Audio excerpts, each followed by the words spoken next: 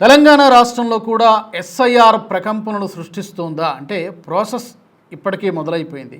Special intensive revision దేశవ్యాప్తంగా సంచలనం సృష్టించింది. పర్టికులర్గా బీహార్లో ఎన్నికల ఫలితాలు చూసిన తర్వాత, ఆ తర్వాత వెస్ట్ బెంగాల్లో, పశ్చిమ బెంగాల్లో ఎన్నికల ఫలితాలు చూసిన తర్వాత డెఫినెట్గా ఎస్ఐఆర్ అనగానే బీజేపీయేతర పార్టీలు గజగజ వణికిపోతున్నటువంటి పరిస్థితి.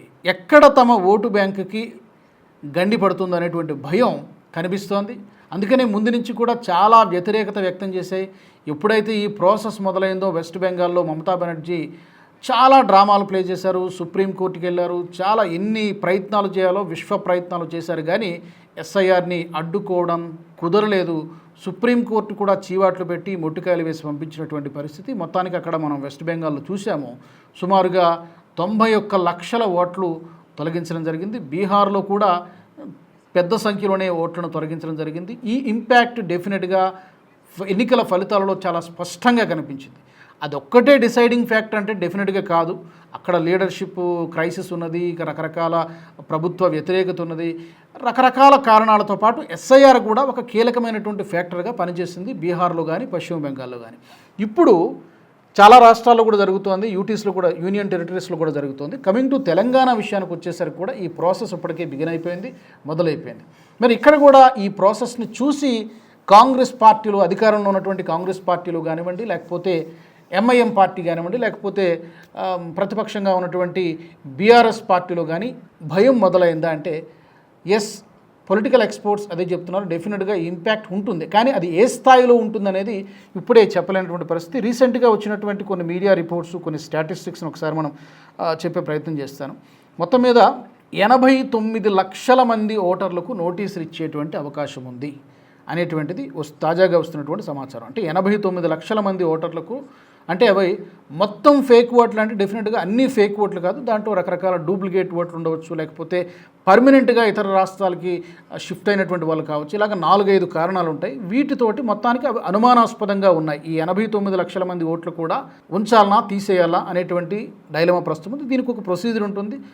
వాళ్ళందరికీ కూడా నోటీసులు ఇచ్చేటువంటి అవకాశం ఉంది. ఆ నోటీసులకి వాళ్ళు ప్రూవ్ చేసుకోవాల్సి ఉంటుంది. ఎస్, మా దగ్గర ఈ డాక్యుమెంట్స్ ఉన్నాయి, ఈ డాక్యుమెంట్స్ని బట్టి మా ఓటు హక్కు ఉంది అని చెప్పి సిటిజన్స్, అంటే మన పౌరులు ఓటర్లు ప్రూవ్ చేసుకోవాల్సి ఉంటుంది.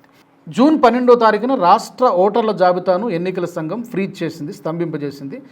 ఫ్రీజ్ చేసే సమయానికి రాష్ట్రంలో ఎంతమంది ఓటర్లు ఉన్నారయ్యా అంటే 3,38,26,448 మంది ఓటర్లు ఈ ఫ్రీజ్ చేసే సమయానికి ఉన్నారు.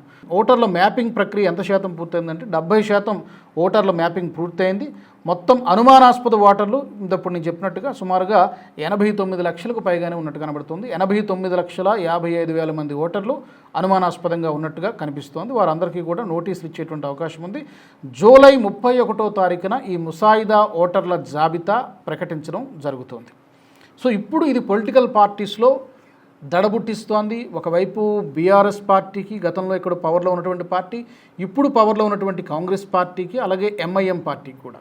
అయితే ఇక్కడ బెంగాల్లోలాగా అంత పెద్ద స్థాయిలో చొరబాటుదారులు ఉన్నారా, లేదా బంగ్లాదేశ్ నుంచి వచ్చినటువంటి వాళ్ళు ఉన్నారంటే ఏ నెంబర్లో ఉంటారనేది మేబీ మరికొద్ది 1-2 వారాలు ఆగితే కానీ మనకు తెలియదు. మేబీ పశ్చిమ బెంగాల్లో ఉన్నంత స్థాయిలో లేకపోయినా డూప్లికేట్ ఓటర్స్ అయితే డెఫినెట్గా ఉంటారు. అది ఏ పర్సంటేజ్ ఏంటనేది మనకు మరికొద్ది రోజుల్లో స్పష్టత వస్తుంది.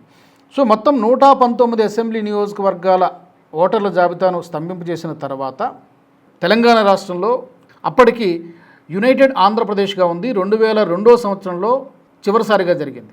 ఆ తర్వాత మళ్ళీ ఇప్పుడు ఓటర్ మ్యాపింగ్ జరుగుతోంది. 2002 జాబితాలో తమ పేరు కానీ, లేకపోతే వాళ్ళ పేరెంట్స్, తర్వాత 4 ఫాదర్స్ పేర్లైనా కలిగి ఉంటేనే ఈ మ్యాపింగ్ అనేది జరుగుతుంది. సో ప్రస్తుతం రాష్ట్రంలో ఉన్నటువంటి 70.02% మంది ఓటర్ల మ్యాపింగ్ని ఇప్పటివరకు కూడా పూర్తి చేసినట్టుగా ఎన్నికల సంఘం చెబుతోంది.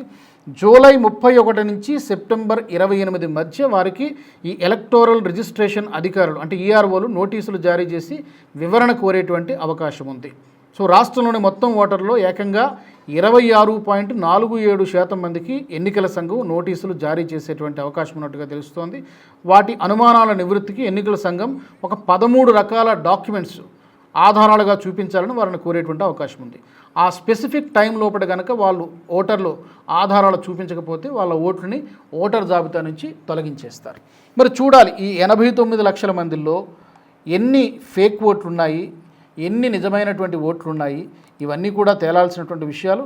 బేసిక్గా ఏమేమి ఉంటాయంటే ఒకే వ్యక్తికి 2 ఎంట్రీలు ఉండొచ్చు, అంటే డబుల్ ఎంట్రీ ఉండొచ్చు, లేదు తల్లిదండ్రులు మిగతా ఆ వివరాల్లో ఏమైనా కొంచెం అసమానతలు ఉండొచ్చు, ఏజ్ డిఫరెన్సెస్ ఉండొచ్చు, స్పెల్లింగ్ మార్పులు ఉండొచ్చు, అడ్రస్ చేంజెస్ ఉండొచ్చు, మైగ్రేషన్ కారణంగా కొంత డేటా మ్యాచ్ కాకపోయినా కూడా వీటన్నిటిని కూడా అనుమానాస్పద ఓటర్లు కానీ ఇవన్నీ కూడా ఈ కేటగిరీలోకి వస్తాయి. సో చూడాలి ఈ 89 లక్షల మందిలో ఏ కేటగిరీలో ఎన్ని ఓట్లు పడతాయి, ఏ పార్టీకి ఎక్కువగా ఓటు బ్యాంకు నష్టపోయేటువంటి అవకాశం ఉంది, ఇవన్నీ కూడా చూడాల్సినటువంటి అవసరం కనిపిస్తోంది. ఎక్కువ డిఫరెన్సెస్ ఎక్కడ కనబడుతున్నాయంటే నియోజకవర్గాలు కుత్బుల్లాపూరు, ఎల్బీ నగర్, ఉప్పలు, షేర్లింగంపల్లి ఈ ప్రాంతాల్లో ఎక్కువగా ఈ డిఫరెన్సెస్ ఉన్నట్టుగా, ఇలాంటి ఓటర్లు ఎక్కువగా ఉన్నట్టుగా కనబడుతోంది. మరి మీకేమనిపిస్తోంది? ఎస్ఐఆర్ ప్రకంపనలు తెలంగాణ రాష్ట్రంలో ఏ విధంగా ఉండేటువంటి అవకాశం ఉంది, ఏ పార్టీ ఓటు బ్యాంకుకి ఎక్కువగా గండిపడేటువంటి అవకాశం ఉంది? బీఆర్ఎస్ పార్టీకా, లేకపోతే కాంగ్రెస్ పార్టీకా, లేకపోతే ఎంఐఎం పార్టీకా? ఎంఐఎం పార్టీకి బేసిక్గా ఈ ఓల్డ్ సిటీ ఆ పరిసర ప్రాంతాల్లో వాళ్ళకి చాలా స్ట్రాంగ్ హోల్డ్ ఉంటుంది. అక్కడ డెఫినెట్గా కొంతమంది ఈ ఇల్లీగల్ ఓటర్స్ డెఫినెట్గా ఉండేటువంటి అవకాశం ఉంటుంది. లైక్ వెస్ట్ బెంగాల్లో మనం ఎలా అయితే చూసామో అలాంటి పరిస్థితే ఇక్కడ old city MIM vote bank కూడా కొంతవరకు అలాంటి ఓటు బ్యాంక్ ఉండేటువంటి అవకాశం ఉంది. డెఫినెట్గా ఆ పార్టీకి కూడా కొంతవరకు దెబ్బ తగిలేటువంటి అవకాశం ఉంది పొలిటికల్గా. చూడాలి మరి రాబోయే నెల 15 రోజుల్లో దీనికి సంబంధించి మరింత స్పష్టత వచ్చేటువంటి అవకాశం కనిపిస్తోంది. మీ ఒపీనియన్స్ని ఈ ఎస్ఐఆర్కి సంబంధించి తెలంగాణ రాష్ట్రంలో ఏం జరిగే అవకాశం ఉంది కామెంట్స్లో పెట్టండి. ఈ వీడియో మీకు నచ్చినట్టయితే లైక్ చేయండి, 10 మందికి షేర్ చేయండి. అలాగే కామెంట్ల రూపంలో మీ అభిప్రాయాలను మాతో పంచుకోండి. Nationalist hub group of channels ను సబ్స్క్రైబ్ చేసుకుని తెలుగునాట జాతీయవాద జర్నలిజాన్ని ప్రోత్సహించండి. ఈ వీడియో కింద ఉన్న బెల్ ఐకాన్ పై క్లిక్ చేయడం మర్చిపోవద్దు.